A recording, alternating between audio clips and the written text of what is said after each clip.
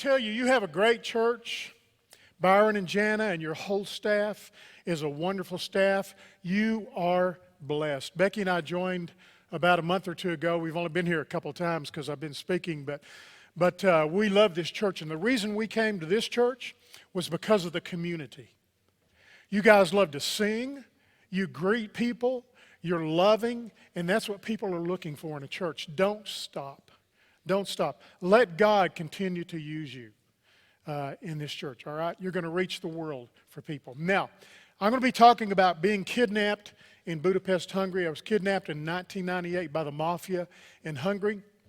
Don't let that stop you from going on mission trips. I know this church about 4 years ago had an experience, something like that. Don't let it stop you. The world needs to know Jesus Christ. Well, it was in Budapest, Hungary. And we went to Budapest, Hungary. This was 4 years in a row. And I decided, well, we've been coming for 4 years now. There's a lot of teams here that are witnessing to the people here. The very last year we were there, a young man came up to me, and he wanted to be saved. And I had 4 spiritual laws, and that's what we gave him, was 4 spiritual laws. And I led him to the Lord. He followed us around everywhere we went, every place we went in Budapest. Budapest is a city of about 2 million people. There's 21 sectors in Budapest, Hungary. And so we went to all these different sectors, and every time we come up out of the subway, there this kid would be. The very last day, he got saved. The very last day we were there, he got saved. So I decided, as the missions pastor in Borger at the time, I said, I'm going to go somewhere else. This place, people are bringing people to Christ, and so I'm going to talk about going to Minsk, Hungary. And I had a friend named Michael Gott, who was the Billy Graham of Russia, and so we wanted to go to Minsk, Russia. So he said, I want to go there too. I've been all over Russia, but not to Minsk. So we tried to get visas. We couldn't get visas. I tried for 6 months. I couldn't get visas. So I called the gentleman, Walker Moore, that lived in Tulsa. He passed away this year, but I called him and I said, we want to do the drama not in Russia because I can't get in there. He said, I can't believe you just called me. I said, why? He said, because I just got a call from the president of Hungary. His son got saved and led him to the Lord. And he used the 4 spiritual laws. It was your group that led him to the Lord. What are the chances? 100% if you're a willing witness and your next heartbeat is a heartbeat after God.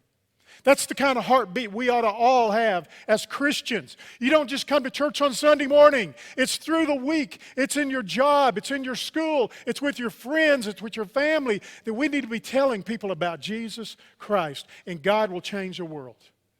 More so than ever before, now that's happening with the Jewish people. I'm telling you, I believe God's coming back soon, and we as the church need to be alive, telling people about Jesus. So, the president got saved, and they changed the party in Hungary. It was a socialist party. They changed it to a Christian party, and it's still in power today. That president has died, but the other president took over, is still in the Christian party. It changed that country.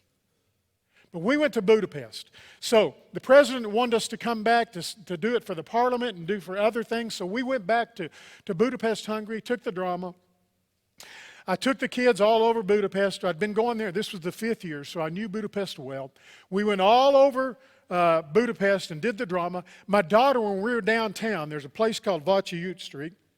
And Váci Street is a really gorgeous place. See if I can get a picture of that come up there. These are just parts of Budapest. This is a castle they built in Budapest a long time ago. Just a beautiful place. This is our drama team. This is the evil knights. We had evil knights and we had good knights. And we had a king and we had his son. Now, it was a medieval type story, but if we got to the end of it, we said it's really a true story. Because Jesus Christ had evil people come against him and crucify him. We'd give an invitation. We see hundreds come to know the Lord. This was our evil knights. And we did it all over Budapest. So you see they put on a mask and put on different masks and changed their vest. And then this is when he was crucified. Jesus was being crucified, or the knight was being crucified here. And at the end, God won. At the end, God won. Did you know in the end, God wins?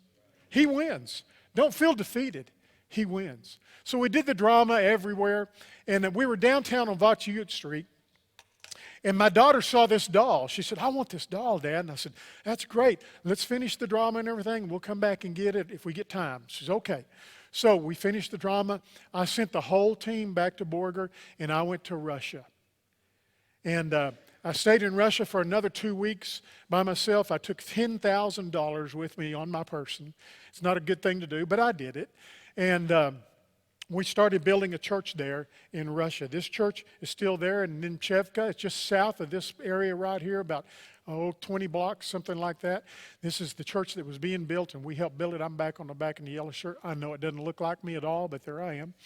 And this is the place I stayed, a 2-room house for 2 weeks.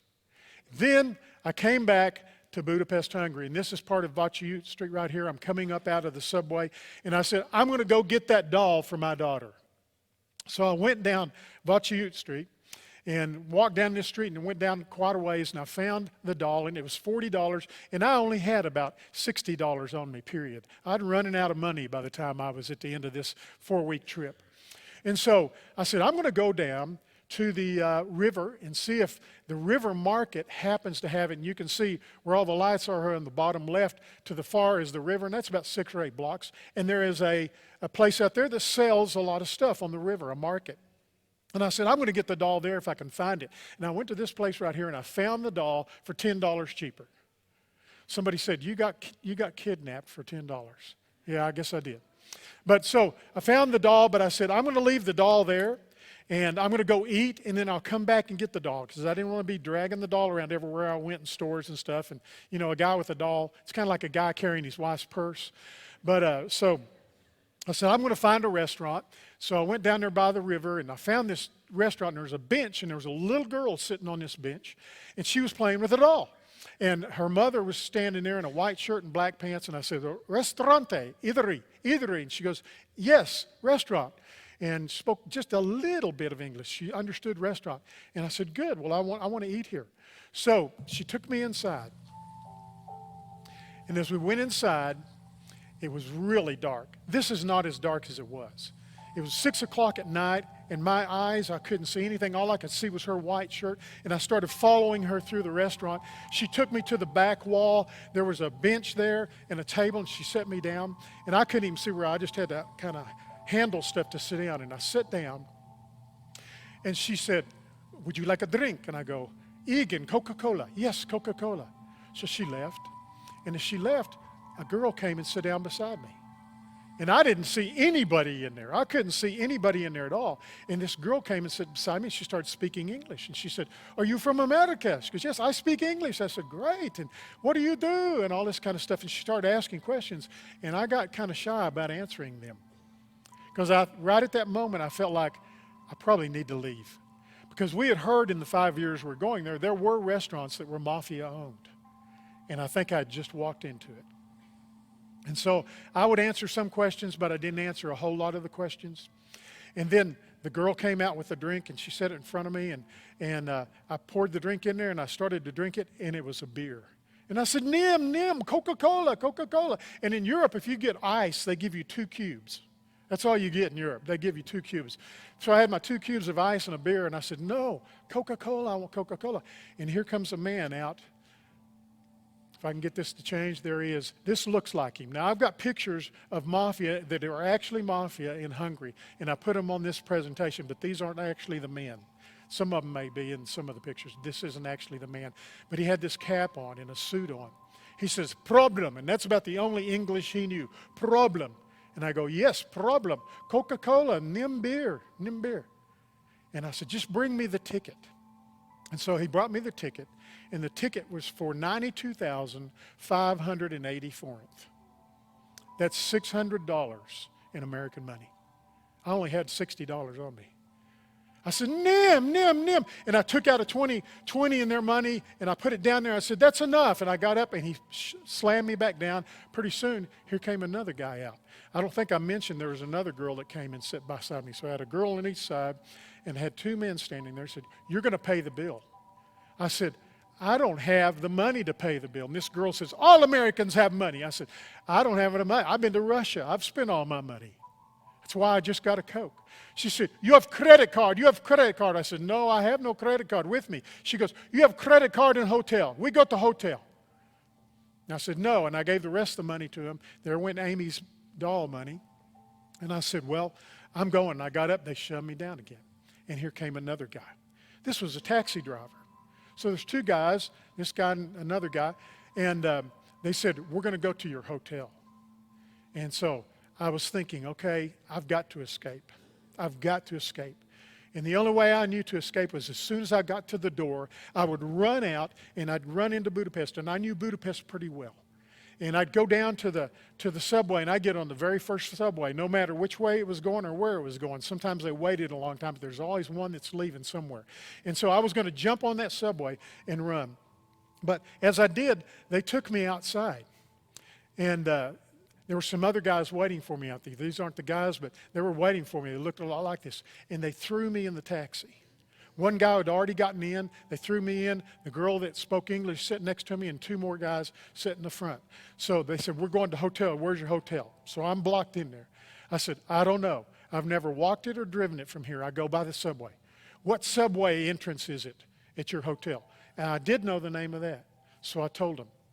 So they took off driving through Budapest, and we came to this subway entrance and came up. And they said, now, where's your hotel? Or hostel, they call them hostel. And it's actually a dorm at a college that they use during the summer so people could stay there, the visitors and guests. And we stayed there every year. So I knew the gentleman that kind of ran it. I thought he was an old man. He was 72 at the time. I'm 73 now. So now I don't think he's near as old as I thought he was. But we get to the hotel. And chain link fence was like there, and he was standing there, and he goes, Andy, okay? Andy, okay? And that's about all the English he knows. Like, I'm okay. I said, just need the key. And you had to go through his office to get the key to get to your room. So we went into the office. He gave me the key. We went down to the end of the room, and my door was on the very far left. And you see a glass door at the end. And so I went in there, unlocked my box, and I got two credit cards, an American Express and a MasterCard. Now, American Express used to have a saying, don't leave home without it, and I didn't. I had an American Express and a MasterCard. The MasterCard was my church's card that I took with me. So we got the cards, and I said, what are we going to do now? I don't have a clue. The banks are closed. I mean, this all started about 6 o'clock. By this time, it's probably 7:30, and it gets dark about 8 or 8:15 in Budapest about that time. I said, what are we going to do? They're going to take me to an ATM. I don't have a PIN number. And back then in 1998, you didn't have a PIN number. They were just starting to get into the United States, but they had them in Europe. And so I got my cards, they threw me in the car, and they took me to an ATM. And I go, I don't know PIN number. She goes, everybody know PIN number. I said, not in the United States. We're just now getting PIN number. I don't have PIN number. She said, do it. And so I put my card in, and I put my birthday, I put my wife's birthday, I put Jesus' birthday. I did everything I could to try to get it to come out, and it wouldn't come out, and it wouldn't work. And then this guy over here with the cap starts screaming at me, and something's going to happen, and I didn't know what it was. I said, what's he saying? It's not good. He is mad. I said, if there's a bank, I can use the card. If there's a bank, I can get money. And he goes, no banka, no banka. And she goes, oh, igen banka. So they threw me back in the car, and they took me down to Vaci Street. And I knew this area very well. Up and down the street, it's a long street. It's about 6 or 8 blocks long down that way. This is where all the tourists are. On the left, you can see a bank, kind of. There's a white and black building, real tall. It says NAS on the top of it. That's the bank. And then on the right, you see a Burger King. This is where most of this stuff took place. So they took me to the bank on the left. There's a bench there, but they had open windows outside, and they made me go to the window, and I gave him American Express, and he goes, the guy spoke English, we don't take American Express. Leave home without it? We don't take American Express. So I pulled out the MasterCard, which belonged to the church. He ran it through, and it said denied. The guy in the cap screamed real loud. I said, what did he say? He said, now you die. Now you die. I was John Wayne on the outside, but I was Pee Wee Herman on the inside. I'm telling you. And when in moments like that, it's hard to pray. It's hard to do anything. It's hard to even think. I was just wanting to stay alive. And I said, if I can call on the telephone, I can get a PIN number. One time. So she said, one time. So we went down this street, down that way. And we got to the corner, and there was a phone on the wall, and there was a guy leaning against the wall talking on the phone. They took the phone away from him, shoved him down, and he just backed up and watched them. He knew who they were. He was talking to his girlfriend. They hung it up. And I said, I don't have an international card.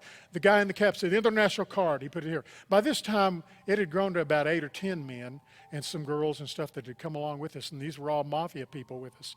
So I put the card in, and I go, what is the international number to the United States? It's 011 if you ever need to know. I didn't know. But I thought I'd heard it, and I thought it was 011, or I said, or is it 911? It can't be 911. So I put the card in, I put 011. I called my wife, Becky. She's sitting on the back there. She's going to be at the back. So, and I said, and the phone answered, and she goes, hello?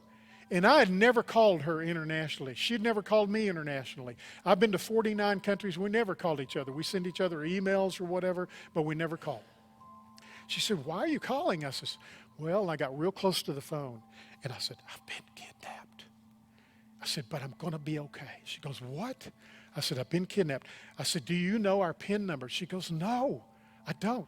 I said, I have the church's card, and I need a PIN number. She goes, well, I'll have to call Dixie. And she said, and I'm on the only phone we've got. I said, go to the neighbors. She said, they just moved in. I said, good time to meet them. Go over there. So she went over. And she went to the neighbors, and they let her use her phone, and she came back. She said, Dixie doesn't know the number. And I said, okay, but she's going to call the president of the bank who went to our church, and they'll find out. Just tell them you know the number. I said, okay.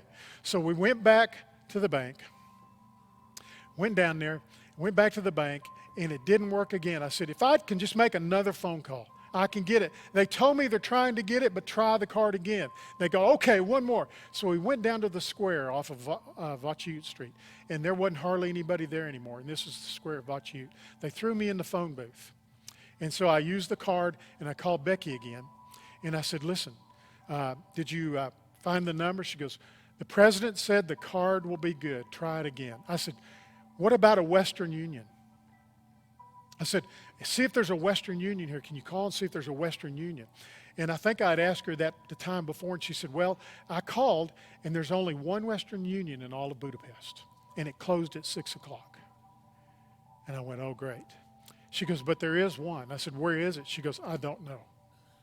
And I said, well, I'll try to find it. So while I was in this booth, I started looking through the pages for Western Union, see if I could find a Western Union.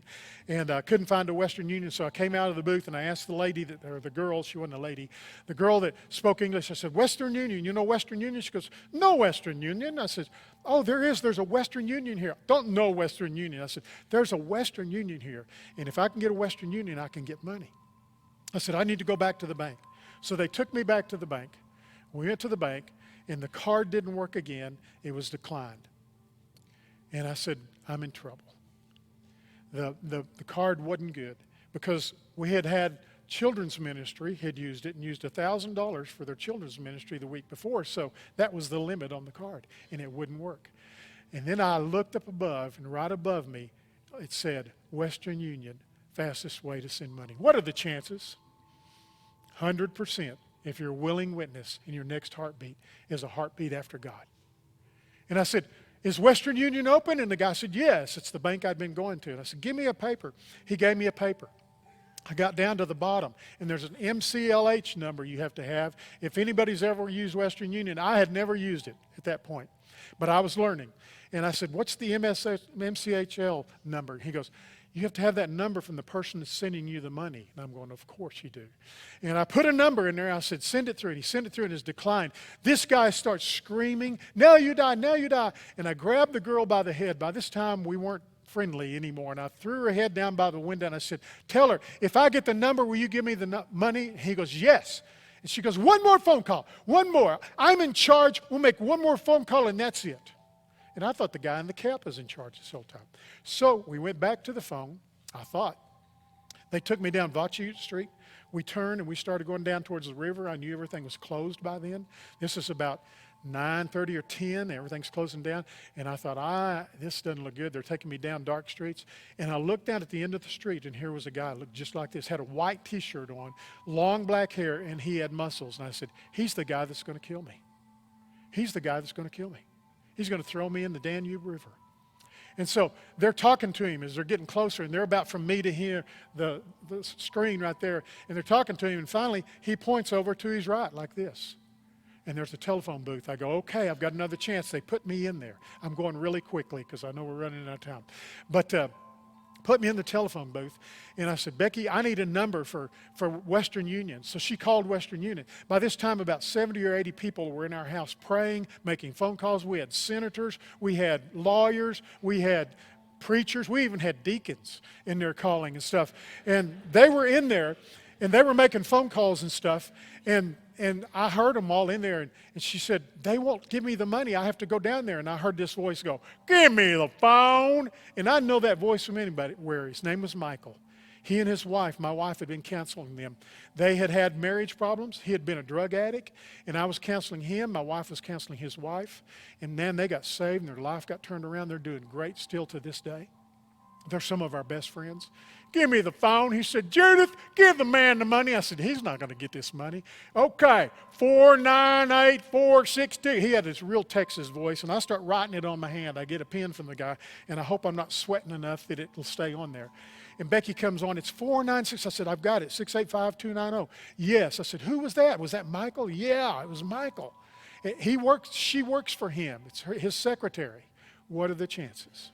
100% if you're a willing witness and your next heartbeat is a heartbeat after God. So we went back down to get the money at the bank. I went to the bank and I saw a policeman there.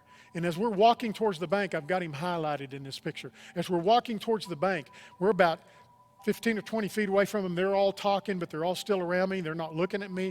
I see the policeman and I go, and Becky had already told me the police had already been notified. The embassy had already been notified. The embassy couldn't come help me because there had been 2 bombings in Africa that day, in the embassies in Africa. So they had closed down the embassy, but they could talk on phone and stuff. And I looked at him. I said, help me. And he went. He looked around at the people and turned around and walked off. I said, taxi drivers are corrupt. Police are corrupt. I'm in big trouble here. So we went to the phone. I got the number from Michael, and we went back to the bank. I went to the bank, and I gave them the paper, and they gave me $460. I asked for $600. They gave me $460. I said, what? And so I sat down on the bench in front of the bank, started counting the money out. And the money is about this tall in Hungarian money, in forint. And I counted the money out to her. She goes, now I want $60 more. I said, what? $60 more. So we went back to the phone, and I got another phone number, and I came back, and I told Becky on the phone, I said, I want $100, not $60, and I'm going to escape. There's a Burger King, and I'm going to escape into the Burger King. So she gave me the number. Michael got the number again. I went back. I got $100. I said I wanted in U.S. money. And the lady next to me said, no, English money. There was an English guy standing next door to me getting money out of the next window. And I said, can you help me? He looked at him and said, no. He was from Europe somewhere. So I get $100, and I said, let's sit down and count it out. Let's sit down and count it out. They gave it to me in 20s, which is only about this tall. And so we sat down, and just as we were fixing to sit down, I got up, and I ran through some of those guys. I knocked a couple of them down. I went into the Burger King. This is the Burger King. This is the place I sat right here. I faced the window, and the guy in the cap came in. He sat down, and I said, there were a lot of tourists in there. It's full. I mean full. And I said, no more. No more, it's over. And everybody's looking like, what's going on? There's people from all over the world in there looking at this. No more. He got up, he stuck out his hand like he wanted to shake my hand. I said, no, it's over. So they went outside and they stood by the window. And this is some of the mafia from Hungary. They were standing by the window, they're all looking in at me because they knew it was the only way in and the only way out. So I went to the pole, the orange pole, and there's a phone on the back of the orange pole.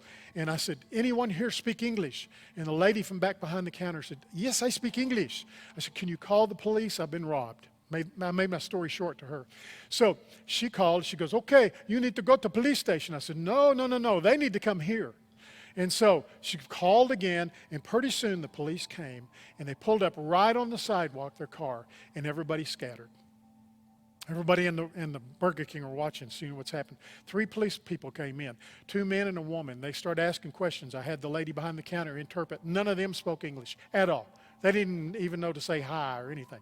So they put me in the car, and they start driving around all over Budapest and down the dark streets and everything. And I'm going, what are they doing? And they're pointing, and they're asking me questions. I don't know. I think they were asking me, where were you kidnapped? But I don't know. I couldn't even tell you today where it was because it was on the river, and I hadn't been down that way very often except to get the doll from a daughter.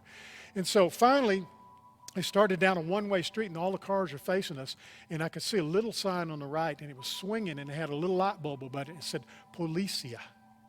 So they took me in to the police station, and this is the inside of that police station. Big old desk, and there's a guy behind it. And as I walked in, he stood up, and he had a telephone. He goes, Robert Dietz. Robert Dietz. I go, Egan, Robert Dietz is telephone. So I got the phone, and it was the ambassador, United States ambassador. He said, Robert, he said, this is so-and-so. And I said, yes. He goes, I've heard you got kidnapped. I said, yeah. He said, we're going to help you. He said, I can't come personally, but we're going to send a taxi. This is the number of the taxi.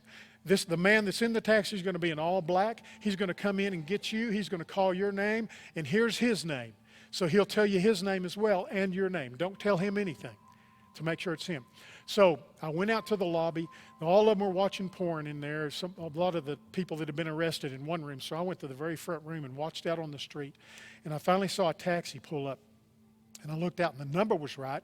The guy got out. He had all black on. And I said, okay, that's good. He came in. I was sitting there, and he goes, Robert Dietz. I said, what's your name? He told me his name. I said, Egan. He said, I'm here to get you. So he took me back to the hotel. And in the hotel, my windows were open. He said, I'll pick you up at 5 o'clock in the morning and take you to the airport. I walked in there, and I didn't know my windows were open. I looked outside, and there was a car out there. There were 2 men in there smoking, and they kept looking at my window. So it took me about 15 minutes, and I got the windows finally shut. And after I got them shut, about 2 o'clock in the morning, I looked again, and they were gone. So I looked down the hall and everything. Nobody was there. They were gone outside. I went in and took a real quick shower, packed everything, sat on the bed till 5 o'clock in the morning. And then I said, okay, I'm going to go see if the guy's out there. So I walked through the lobby, and in the lobby there was a phone, and I'd called Becky the night before to tell her I was okay. But it was ringing and ringing and ringing, and I said, do I answer it or not? And I was waiting for the old man, 72, and I'm 73, to wake up and to come let me out, because he had the key and all. So it was ringing. I said, I'm going to answer the phone. I answered the phone, and I go, hello? And he goes, Andy. I said, who's this? He said, this is Troy Everling. He was in my brother's youth group in Tulsa. He had done the drama in Budapest himself. He said, I knew this number, so I said, I might be able to call you and catch you at 5 o'clock in the morning. For him, it was like 8 o'clock in the evening in the United States. So I said, I'm okay, I'm good. He prayed for me. I went outside to the gate, and the taxi driver was standing there. We went to the airport. We went into the airport. And he said, I've got to go with you to the counter, to everything, all the way to the gate is what the embassy told me to do. And he said, you've got to follow me. There's somebody following us. And there was a man in a suit followed us. Everywhere we went, we turned. And finally, we got to the gate, and I had a first-class ticket. I didn't know that. Embassy helped. So I had a first-class ticket all the way to Texas. And I got on the plane, and I stayed awake until I got to Amsterdam. When I got to Amsterdam, I caught a flight to the United States of America. Amsterdam is a big mall. I mean, it's a huge airport. It's got 3 levels. It's got restaurants. You can lose somebody simply in there. And I lost the man there. I finally went to the gate after I ate here, and I went to the gate, and I sat down, and I said, I'm going to watch and see. I'm not getting on the plane. You can get on the plane first if you're first class. But I sat there. And I never saw him again. So I finally got last on the plane. And when I was sitting on the plane, this is not first class, I said, God, why did this happen to me? Why did this happen to me, God? And we went all the way from Amsterdam to New York City, got on the plane in New York City, headed to Texas. And as we got to close to Amarillo, God just started speaking to me. And you may not believe me, but I heard a voice. It was God's voice. He said, as desperate as you were to live, I want you to be that desperate to know me. People, if you learn anything from this experience, God wants us to be desperate to know Him. If you know God in that way, there's nothing that's going to come in your life that's going to surprise you or destroy you, because God is in control.